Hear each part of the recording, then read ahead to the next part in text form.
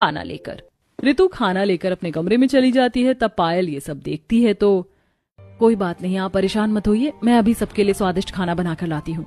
पायल रसोई में जाती है और सबके लिए खाना बनाती है। कितनी अच्छी खुशबू आ रही है। सच में पायल बहू, तू ना होती तो हमारा क्या होता। कुछ दिन बाद ऋतु अजीब से कपड़े पहनकर कहीं जाती है। अरे, ऐसे कपड़े पहनकर कहाँ जा रही है?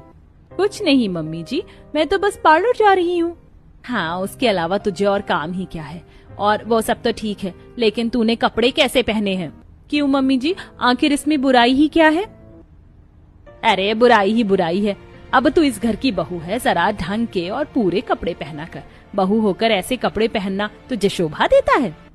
क्यों मम्मी जी, क्या बहू फैशनेबल कपड़े नहीं पहन सकती? और वैसे भी मैं एक फैशनेबल मॉडल हूँ। मैं आप लोगों की तरह ओल्ड फैशन पुराने कपड़े नहीं पहन सकती। उससे मेरी इमेज पर कितना असर पड़ेगा पता है? हाँ, अभी तो जैसे हमारी इमेज पर 4 चांद लग रहे हैं ना। हाँ, मैं तो चली पार्लर। हर रोज ऋतु के अलग अलग पहनावे की वजह से विमला परेशान थी, लेकिन ऋतु कहाँ किसी की बात मानने वाली थी। शाम को जब ऋतु घर वापस आती है तो देखती है कि विमला अपना सिर पकड़े सोफे पर बैठी है। क्या हुआ आपको? कुछ नहीं, मेरे सर में बहुत तेज दर्द हो रहा है, जरा मेरा सर दबा दे। दबाने को तो मैं दबा देती मम्मी जी, लेकिन मैं ऐसा नहीं कर सकती। मैंने बड़ी मेहनत से इतने सुंदर नेल एक्सटेंशन करवाए हैं, मेरे प्यारे नेल खराब हो जाएंगे। हाँ, बहुत मेहनत की है तूने। पूरा 1 घंटा पार्लर में मस्त एसी की हवा में बैठी है। इतनी मेहनत तो कोई और कर ही नहीं सकता, है ना? वही तो मम्मी जी, इसीलिए अब मैं तो चली अपने कमरे में आराम करने।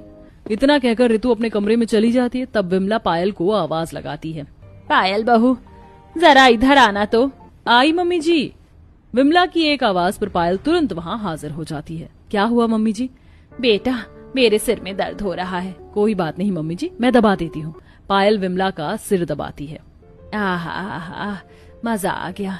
तुझे तो बस कहने की देर होती है, पूरी बात सुने बिना ही काम कर देती है। और एक उस महारानी को देखो, उससे तो बोलने के बाद भी काम नहीं होता। अगले दिन सुबह। अच्छा ऋतु, तुमने मेरी फाइल देखी? कहाँ है?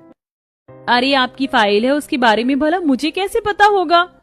तो तुम एक काम करो ना, प्लीज मेरी फाइल ढूंढ दो, वो बहुत अर्जेंट है, आज मुझे लेकर जानी है।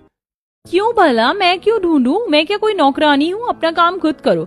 फाइल आपको चाहिए तो खुद ही ढूंढो, और अब मुझे डिस्टर्ब मत करना, मुझे तैयार होने दो। ये बात सुनकर रजत को बहुत बुरा लगता है। ऋतु कभी किसी के लिए कुछ नहीं करती थी, उसे सिर्फ अपनी पड़ी थी।